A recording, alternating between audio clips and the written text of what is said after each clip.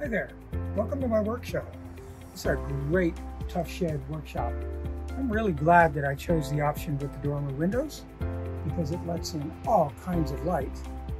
Right now I've got my tools on my pad out here so I can get started working in the great weather that we have here in Albuquerque.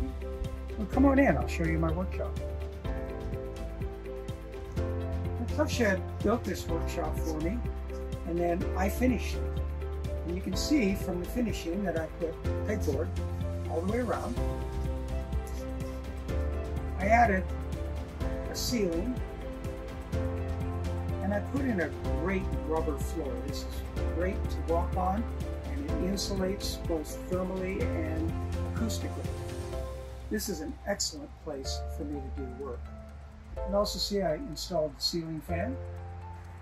And one of the nicest options that I chose from Tough Shed when I had this built was this workbench. This workbench is perfect. Tough Shed installed this workbench and the smaller workbench down below. They also installed the white pegboard up here. That's the only pegboard that Tough Shed installed.